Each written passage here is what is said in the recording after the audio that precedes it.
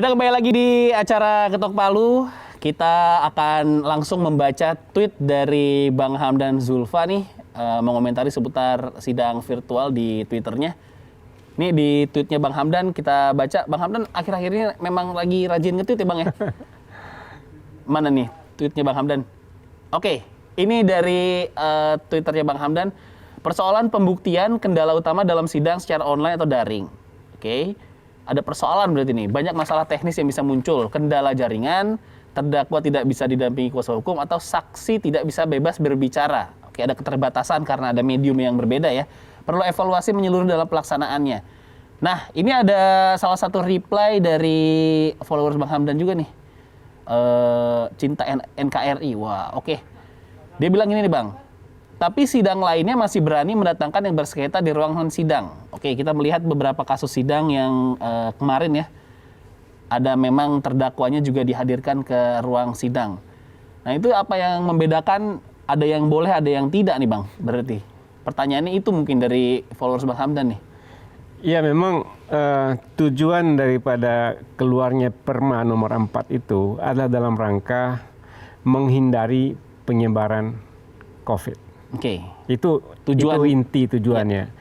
Artinya kalau sidang itu dilakukan sedemikian rupa sesuai dengan protokol kesehatan, pakai masker dengan jarak yang cukup, kemudian hadir dalam ruangan dibatasi demikian rupa, seharusnya dan lebih afdal sidang itu dilakukan secara langsung. Oke. Ya. Jadi tidak perlu secara daring. Selama pandemi saya juga sering sidang di pengadilan. Itu biasa saja datang di pengadilan juga terdakwanya juga hadir di sidang atau dalam perkara perdata para pihak hadir di sidang tapi dibatasi dan dilakukan dengan memperhatikan protokol kesehatan. Karena itu ini menjadi penting. Dalam prinsip hukum itu ada istilah ada yang disebut dengan equal treatment. Perlakuan sama, perlakuan seimbang. Jadi kalau ini diperlakukan yang lain, diperlakukan untuk hadir dan boleh dengan sedemikian rupa menjaga protokol kesehatan, memang akan menjadi kecurigaan. Loh kenapa yang ini tidak? Tadi menarik dari tweet Bang Hamdan juga sidang secara daring ini memang perlu evaluasi karena ada kendala-kendala teknis yang mungkin bisa sedikit minor lah di dalam persidangan. Udah ada case-nya Bang? Memang sebenarnya di Perma itu sendiri diatur bahwa kalau terjadi kendala-kendala maka sidang ditunda, diperbaiki dulu, tunggu dulu perbaikan dari kendala-kendala jaringan itu, ditunda 60 menit. Kalau juga tidak, maka sidang tidak boleh ditunda terus karena jaringan, harus ada upaya lain, misalnya sidang langsung. Itu lengkap ada di Perma itu berarti? Ada. Dan hal yang paling penting adalah kepentingan penegakan hukum dan keadilan itulah di atas segala-galanya. Oke, boleh diulang Bang?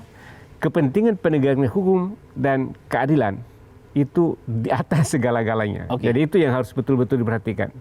Dan hak-hak terdakwa juga harus dilindungi.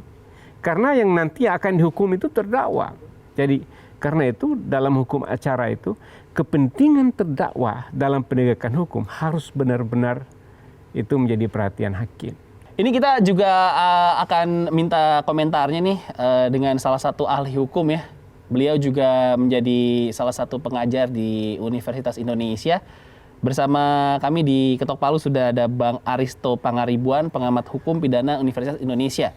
Bang, ini Bang, saya mau minta tanggapannya soal kejadian-kejadian walkout di sidang virtual nih. Dari kacamata akademisi seperti apa sih Bang? Ya kemarin juga saya lihat sidangnya ya, seru terjadi perdebatan. Jadi saya mau mulai dari konsep dulu ya, mulai dari konsep. Yang pertama mengenai hadirnya terdakwa di dalam sidang itu diatur dalam Kitab Undang-Undang Hukum Acara Pidana kita.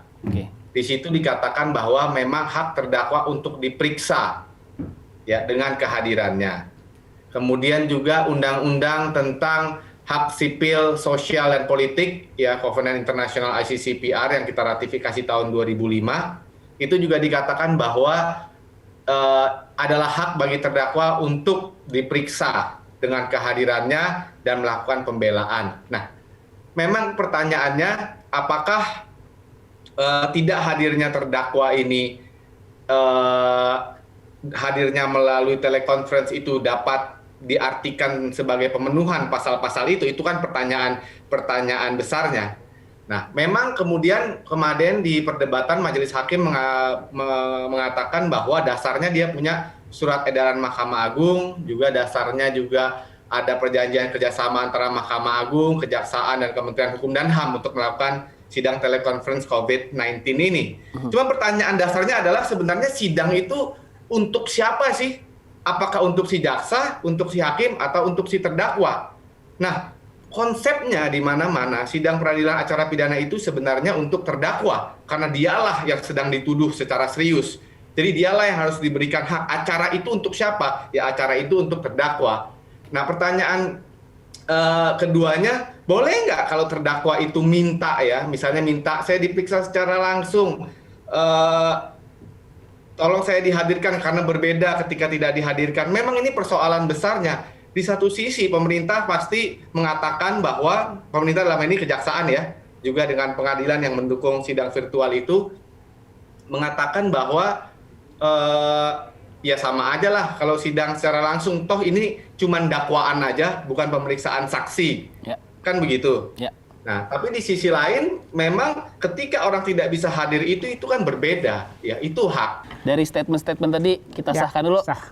Mantap, ketok palu. Jangan kemana-mana. Kita akan balik abis yang satu ini.